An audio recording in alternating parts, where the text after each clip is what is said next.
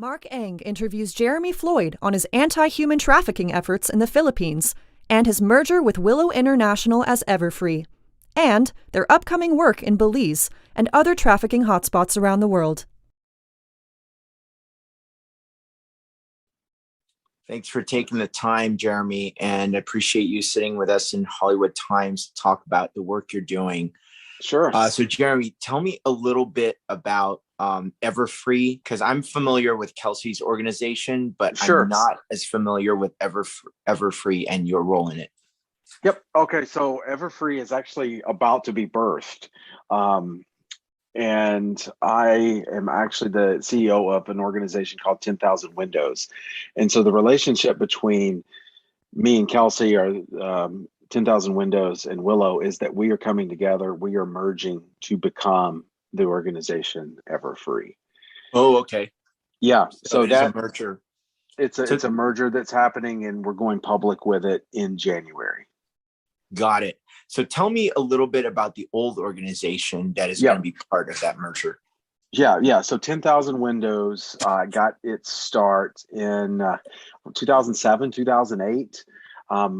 The organization International Justice Mission received a $5 million grant from the Bill and Melinda Gates Foundation to reduce the prevalence of child trafficking and exploitation in Cebu, Philippines. And part of that effort, which was really focused on working with law enforcement to remove children from places of sexual exploitation, but a part of that was connecting them with service providers on the back end to help them in their recovery process. But IJM had the experience of knowing that unless they were able to provide these victims of trafficking with an opportunity to become economically self-sufficient upon their reintegration into communities, that they're likely to be re-trafficked again.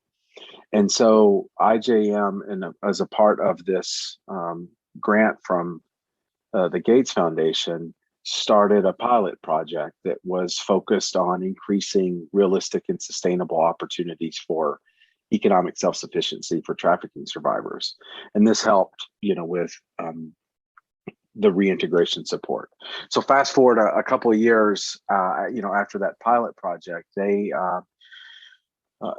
it was so successful that they were like, hey, we got to keep this going. This is not our core competency. And there was an entity based in the Bay Area, California, that said, hey, we're looking to take on, start something or take on some work to help trafficking survivors. And we'd love to do something in Asia. And IJM said, hey, we got this great pilot project, told them about it. And they said, all right, we're in, we'll fund it, we'll get aboard. And so basically created 10,000 Windows in 2010 to carry on this work that was focused on helping survivors find economic self-sufficiency so that they're not re-trafficked. Fast forward 10 years later, we've worked with 1,000 survivors, helping them find employment. And I really think that this is meeting a need or a gap, fulfilling a gap that is in our anti-trafficking response. So much money, so much effort is understandably, trying to remove people from a situation and providing them that short-term care that they need. But what is too often neglected is providing that long-term support, so that their reintegration can be sustainable and so that they can find lasting freedom. Very interesting. Okay, thanks for sharing all that. I got so many questions. The first one would be, why was Cebu, Philippines, the chosen as the first site for your efforts? Yeah, no, we get asked that question a whole lot. So it's not that it was unlike other places that they could have chosen. I think International Justice Mission looked at about 11 different locations, but Cebu in and of itself, there's a lot of tourism that was there. There was, a lot of sex tourists that would come in from the West to visit brothels in the Philippines. So being a tourist area, being a place of high poverty, high unemployment, they're just all of those risk factors, were jumbled up into this mix not unlike many other places where there is poverty and lack of employment opportunities. But what IJM found was a willingness of local government officials, the police force, to address this issue. And so it was the right mix of like these push factors, plus there was buy-in and political will. And so it's like, hey, if we can demonstrate that we can reduce this prevalence through a holistic response, Cebu's a great place to do that. Wonderful. Makes a lot of sense. Now, as far as the solution and creating that sustainability, as far as jobs go, like you said, can you give us a little more color and detail around what it takes, and in that, especially in that initial pilot project, to create jobs and sustainability of these jobs so they're out of the trade? And what does that success look like 12 years later? No, it's a great question. So prior to me coming on at 10,000 Windows, I started in 2016. I actually worked for a funding agency that was funding multiple organizations that were trying to end child trafficking. And we all knew that there was a problem. The sustainability of reintegrations, like it's an issue.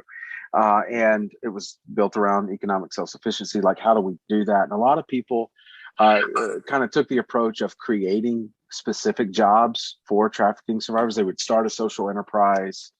They would teach, very specific skills, sewing, baking, cooking, things that we may say are super gendered in terms of what opportunities were available.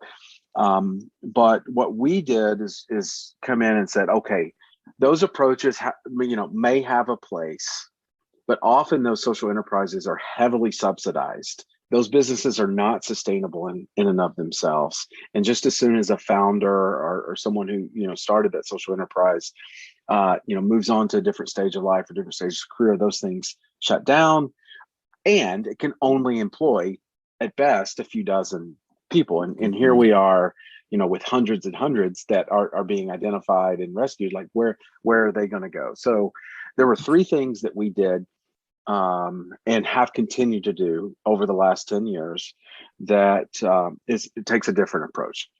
The first thing is we ask survivors themselves, what do you want in terms of services? And that sounds simple and straightforward, but it doesn't happen enough in the sector.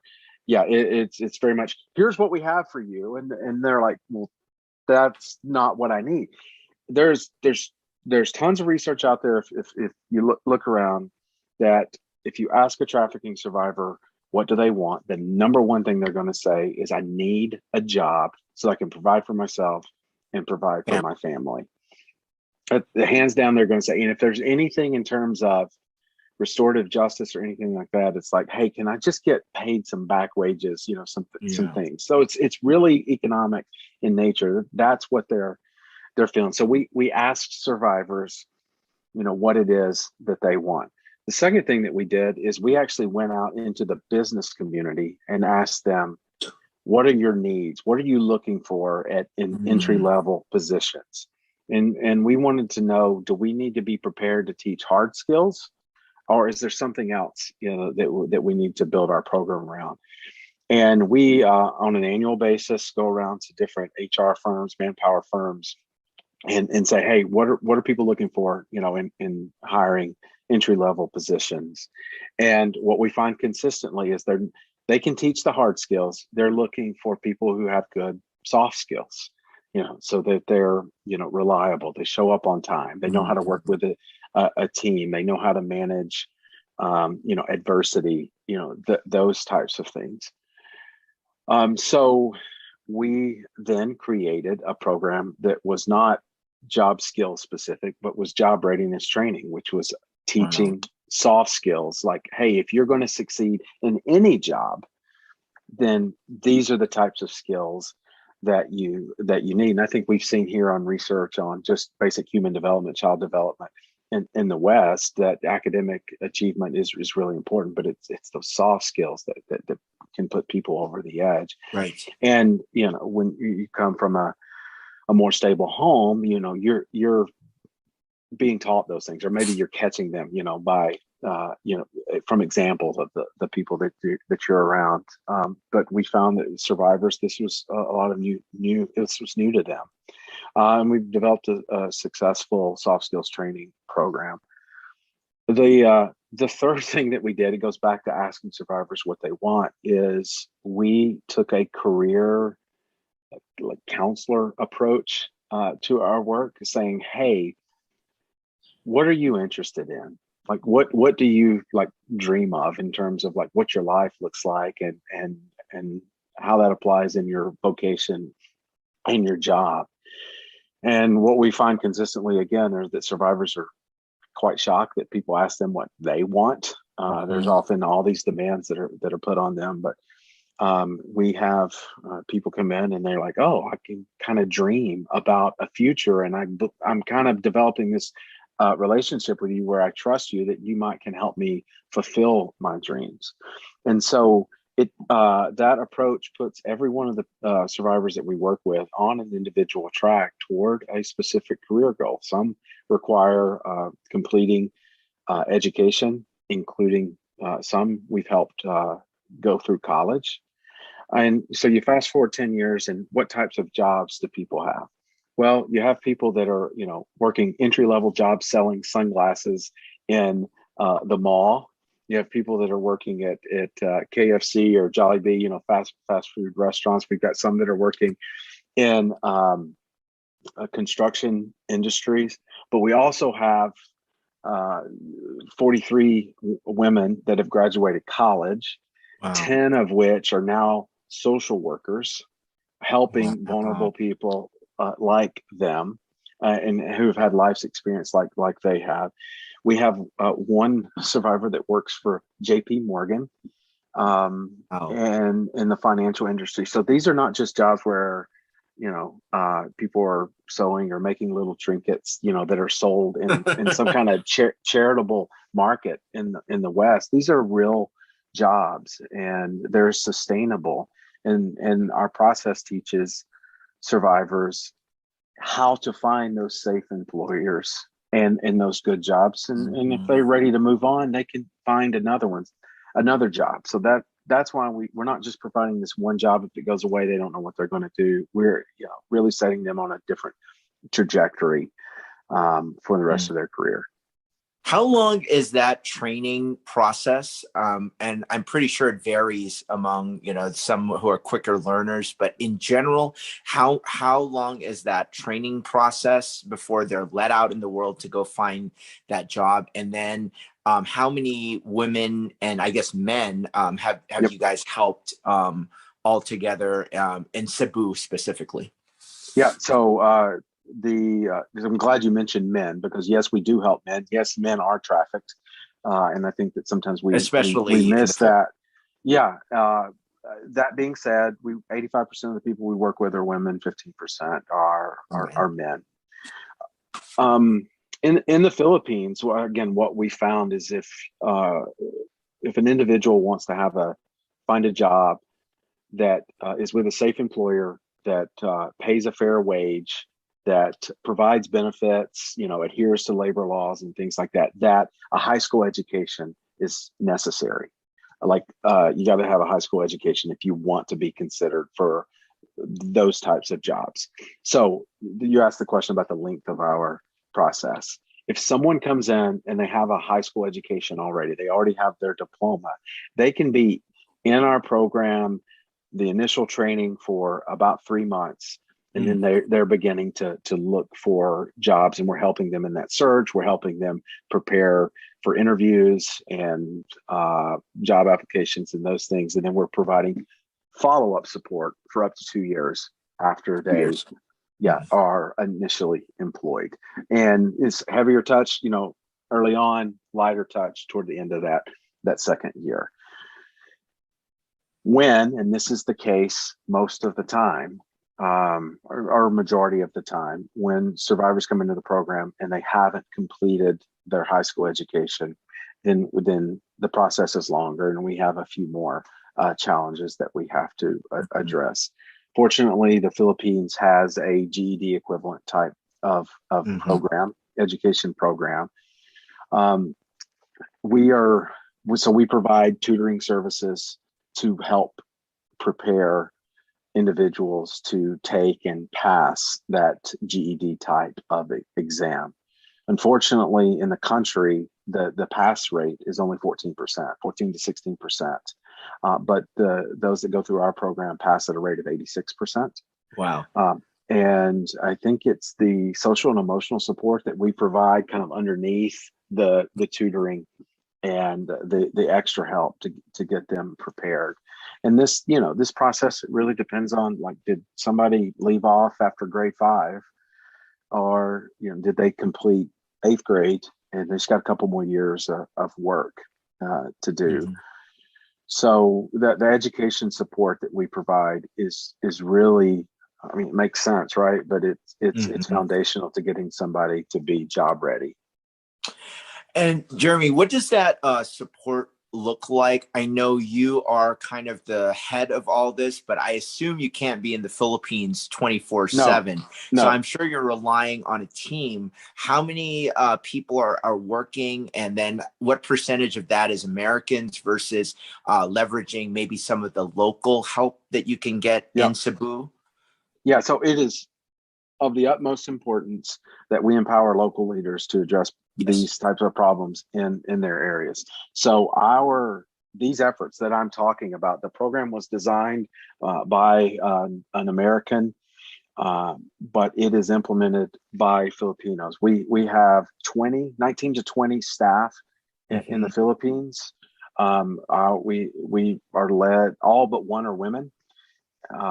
Super strong leaders that are there carrying on the day-to-day efforts that we're doing. My role is, helping connect to this global anti-trafficking community, the bigger strategic piece, the board management here on the US side, and fundraising, and providing whatever support that our local leaders need. But I'll tell you that they are the heroes, they are the champions of the work that we're doing. And it's something that we place a high premium on, is that local leadership and making sure they have what they need to address these issues that are in their communities that they know best. So Jeremy, right now, obviously success has been shown and proven in Cebu. I'm assuming there's a lighter touch now that things are probably, the infrastructure is set up and it's kind of on autopilot. Am I correct to assume this, or wrong? And does this allow you now to move on and maybe replicate that pilot into other places in the world and maybe in the Philippines? What is that looking like for you today in 2021? No, that's great. We do believe that we have like a proof of concept that this type of programming can work, and it's been our vision all along to replicate that in other places. Again, me coming from a place where I had kind of a 30,000 foot view of the entire sector, I know that this type of program is needed. In fact, that's why I left working for a foundation, because we were looking for something like this. And when I found this organization that was doing it, and I'm like, this is something that we need to grow and to make sustainable.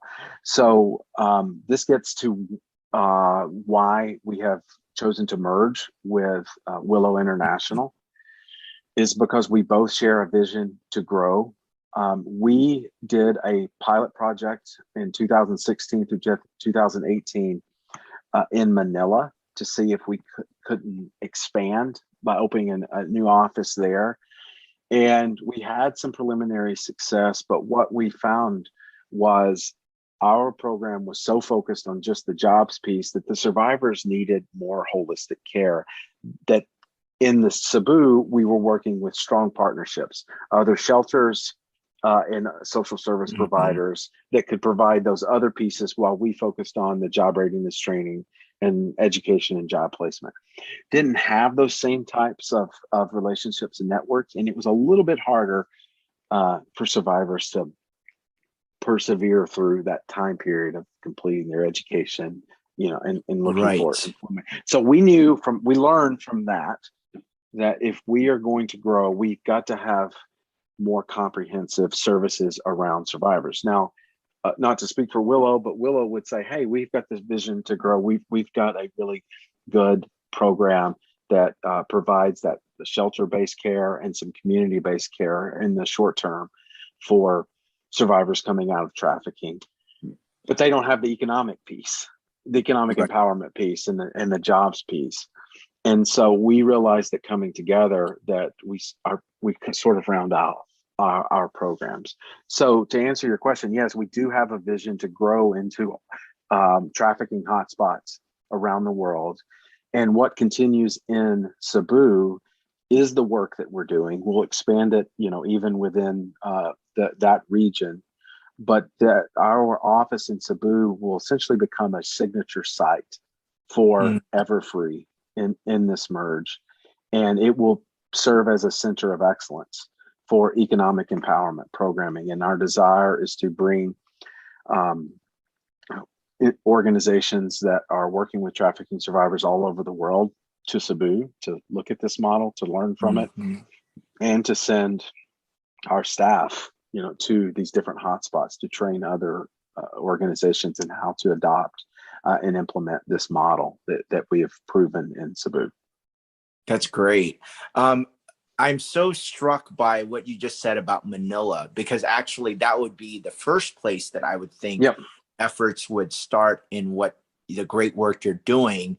But I can totally see how the needs of the short term of getting these women out of trafficking is so much bigger of a task, where Willow needs to come in Manila.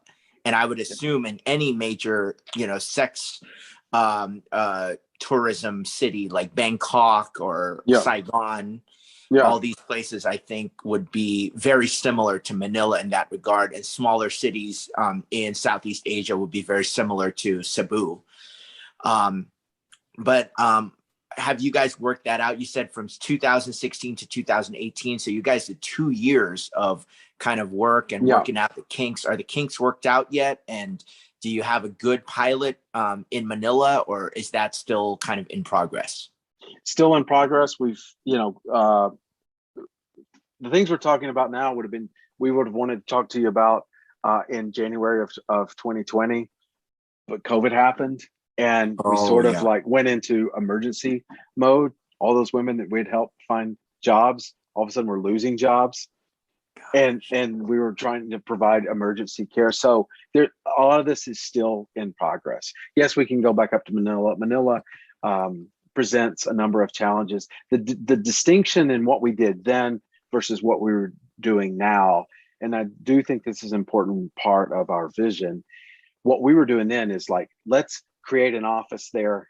Let's hire a bunch of staff that can carry out this work. Super expensive to do. Maybe we need to do that, but we're going to help fewer people if we have to be the ones that are doing everything. So the shift in our thinking now is more about replication versus expansion. It's more about helping others that are already on the ground learn to implement this type of model. And we know that there is need. We receive requests from all over the world: India, Belize, Bulgaria, Indonesia, Cambodia. Hey, can you come and help us do what you're doing? And that's the approach we're going to take. We think that that's cheaper, more efficient. We help more people faster. And so the work that we would do in Manila would be working with providers that are already there to help them, maybe add on a piece of the economic and empowerment program, or if they're doing shelter work, to take the things that Willow has learned in their 10 years of work and to strengthen practice there.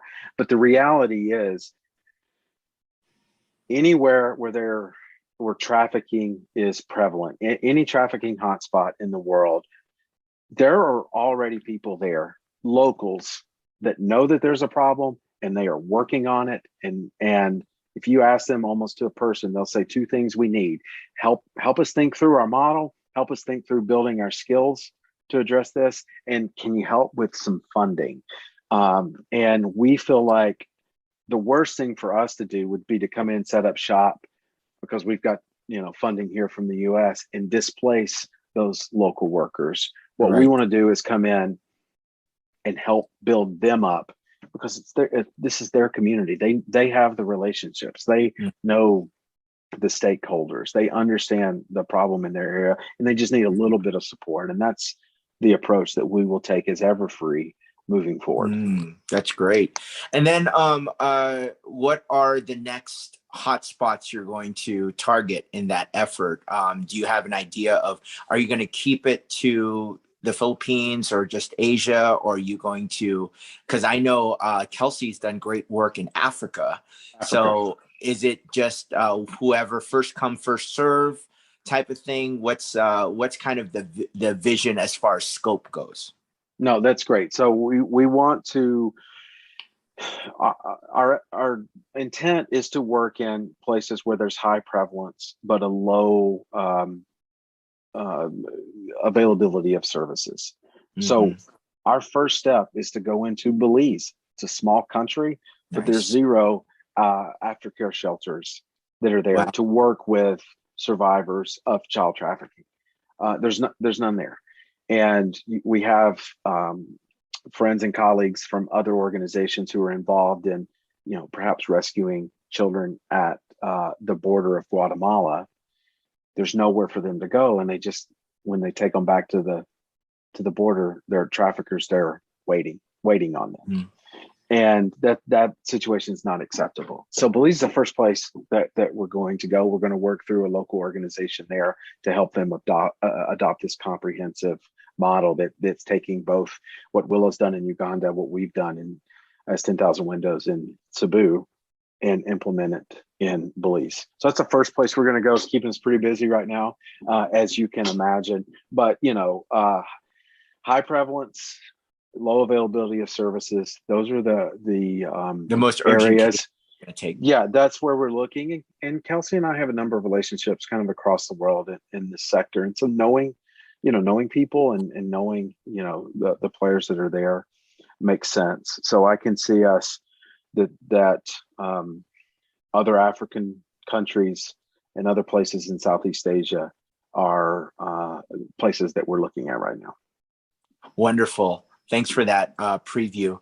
Now, is this information embargoed, or am I able to talk about Everfree and its plans? I just want to make sure that, So that was a question, I came in and we're recording, and, I was like, oh, okay. I was going to ask you. I mean, this is not live. Yeah, I know. I got it. So what I would say is launching in January. It's a couple months. I don't know what the urgency you feel is in terms of telling the story. I mean, I can release this in January if you'd like. Releasing it in January would be perfect for us. Okay. Because again, Willow and 10,000 Windows are coming together. We will be Everfree in January, and moving forward, our public face is that of Everfree. Great. So I will probably do the write-up soon while it's fresh in my mind, and I'll send it over to you, and then we'll release it January. So that way this is current at the time, and then gives you a little bit of boost. No, but congratulations on that. Now I wanted to ask you, Jeremy, what's your what propelled you to get in this work to start with? Yeah. Man, I was a college football player, and I came out of college coaching high school football, but cared about developing people and leaders, and just always had, I think a little bit of a faith background and parents that helped me think about the oppressed and the vulnerable in the world. And 2005, I came across the issue of human trafficking, and I was in the living room of a guy that was starting a foundation that I ended up working for that addressed this issue, and watched a DVD and saw little girls being sold.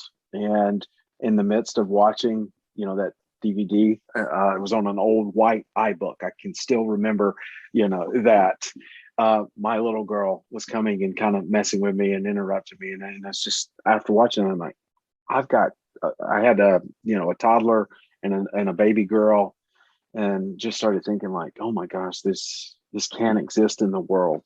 We've got to protect this innocence. And there was a little bit of naivete and probably a little bit of cowboy in me that wanted to go and, knock doors down. But this foundation was starting, and they said, hey, would you come and do some research for us?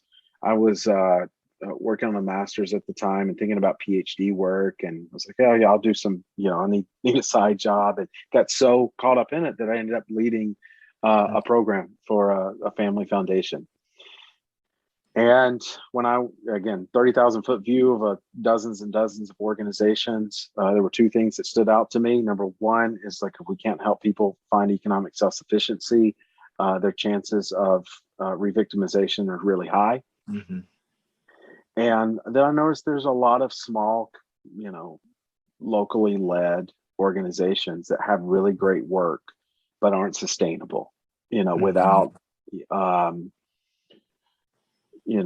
so a little bit of business savvy, fundraising prowess. It's, mm-hmm. Connection to the global movement. And I really cared about helping those small organizations. And we did that as a foundation.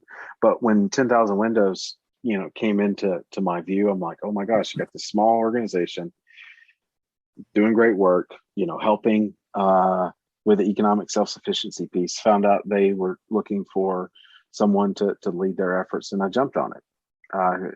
So yeah, transition from, a dude that was playing football and coaching to doing some very master's impactful work, and I couldn't say no to it. I love it. Now, I'm curious, with the Gates Foundation that initially seeded some of those efforts, did that not continue? Was that just a one-time grant type of thing? I think it was a $5 million grant over a few years. Mm-hmm. It wasn't, it wasn't to 10,000 Windows. It was to IJM. I'm not sure if IJM has continued to get grants from them or not. So mm-hmm. it was a little bit before my time here. Got it. Yeah. And I think what you guys are doing is so much more, long-term focus and sustainable versus just, a quick infusion of cash, which is always very helpful in the beginning. Yeah. But there needs to be, there needs to be extra efforts to ensure that money is not wasted. So, right. So, the things that get the media attention are these big raids and, rescuing people. And I understand, why that's the case. It's sensational. Yeah. Yeah. You asked me, why am I doing this? Like, I saw that video in 2005, 2006. I go to Cambodia in 2008 to visit a organization that is running a shelter. And some of those girls that were rescued in that video were there. Wow. And that organization was saying, we're not sure how they were older teenagers, like, we don't know what we're going to do with them when they get back into their community. Mm-hmm. And then I started visiting the communities where survivors were reintegrated, and the level of poverty that was there, and lack of opportunity was just always in my face as I'm visiting mm-hmm. and learning about these issues. And I'm like, we're sending people back into the same circumstances that they were trafficked out of. And it's not enough to just return somebody to their pre-traffic condition state. We've got to give them something better. That's slower. It's less sensational, less mm-hmm. sexy. It's always a word I hesitate to use in this sector, but that's truly what it is. Mm-hmm. But it's the most sustainable, and just with a little bit more investment. I love that long-term view. That's really what's needed. So I want to kind of end this on, I would like to hear your most horrifying case that you've come across, especially, in your Cebu efforts, and then end it on the happiest turnaround and the biggest success case that you can show off to the world and gives you the biggest pride? So we'll start with the bad, end with the good. Yeah, I mean, the bad, there could be there could be so many. The thing that always struck me is like not so much physically what happened to women, but emotionally, where you'll have a teenage girl that is living in a province, living on an island, and her dad's sick and they don't have enough money to take care of him. And she's got a friend of a friend that knows of a job as a hostess in Cebu. And she gets there and it's not what she was promised. And she knows that she has to send money home, but the way that she earns money is by servicing men. And the emotional isolation that this particular woman felt, like she had no choice. She didn't know anybody, was alone and fearful of her life, fearful of her father passing away because they couldn't provide medical care for him. And just terrible that there are people in the world that would take advantage of women like that. So, I think that gets me, is that emotional piece and that isolation, the fear, confusion, and all that's and just being in a really, really bad situation where she's worried about her life and she's worried about her father's life. On the flip side of it, we have a survivor that works for us, who went through our program, said, I want to give back. I want to be a social worker. We helped her get through college. She got her bachelor's of social work. Now she's on staff helping people that have been in the same place that she was. So she's got an education. She's really good at what she does. And it's something that, we get to see on a regular basis. This is an outcome of our work. It's also pretty funny too, that when I spoke with the woman that works for JP Morgan, she goes, yeah, I talk to you Americans all the time and always solving your financial problems, for you. So, where she's come from, to be in that position, I got a good chuckle out of it, but also it's super inspiring. Absolutely. Well, thank you for spending the time. And I actually know what angle I'm going to take this piece before, we embargo the rest of it. I think some of the pieces that you mentioned here that directly affects your work in Cebu, I will mention that without talking about Everfree as a new organization. Yeah. So no, I think that's great. I mean, the thing about Cebu, and I was going to say it and I got on a different track. Cebu is the epicenter of online sexual exploitation. Oh, the Philippines is. So that is one of the fastest growing forms of trafficking in the world. And cyber sex trafficking is basically people being forced to do things on camera that's later broadcast out to the internet. And COVID has increased that risk. So we got a couple of write-ups on our website, just letting you know about what that looks like and what the response has been.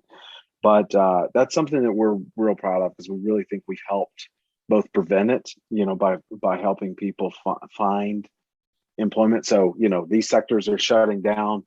Our staff is like on the ground trying to find out who's hiring, so that we can get people that have lost jobs into other jobs, so that they and their children aren't vulnerable to predators that were out there. So yeah, if you wanted to look on the website, if you just Google 10,000 windows and cyber sex trafficking, there's two articles that come up. Yeah. And do you mind if I, mention 10,000 windows? Cause I'll center it around that versus, if so what I'm hearing you say is there may be two pieces. Yes. So the 10,000 windows piece makes total sense right now. Cebu centric, Philippine centric. And then in January, 10,000 windows and Willow are coming together to form Everfree. and to expand the availability of these important programs. Great. I'm going to keep this centered to the Philippines and all the great work you're doing. So is there anything else that we left out? Maybe you wanted to share about that, because the write-up will be focused on the success that you've experienced in Cebu.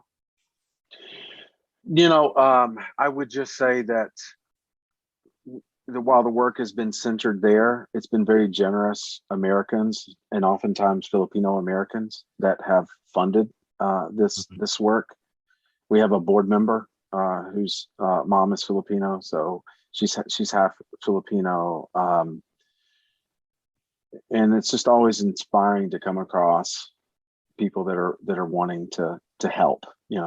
Some will say, I want to help back home. Like, I'm here, I want to find tangible ways to help, and this work has really been enabled by that generosity. And right now, if for the audience and for the write-up, I know in the future when this video will be released in January, it will be ever free. But for now, for my write-up, 10,000 Windows, the website, we can donate there directly. Yep. Donate there directly. Say it's safe. We're a 501c3 organization. All our financial information is there. So it's 10,000windows.org. Awesome. Thank you so much. And that's, can we find you or the organization on social media as well? What are your links? Yeah. Great question. 10,000 Windows. I think, we're on Facebook, Instagram. I should know. And is it the number 10,000 or is it? Yeah.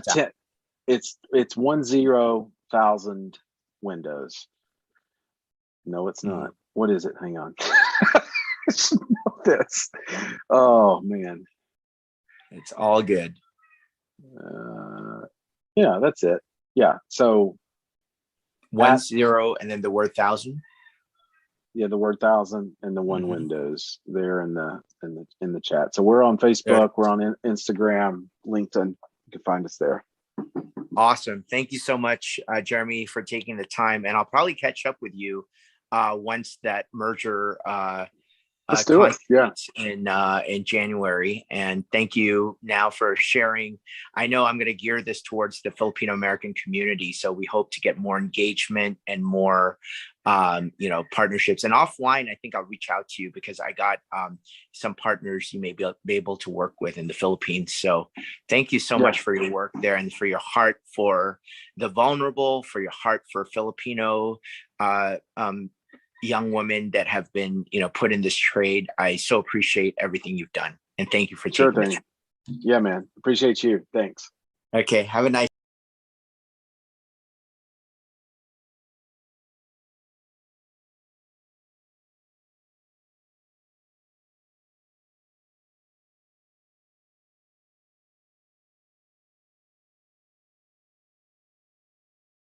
We thank you for watching and suggest you subscribe to this channel for the next Hollywood Times Live.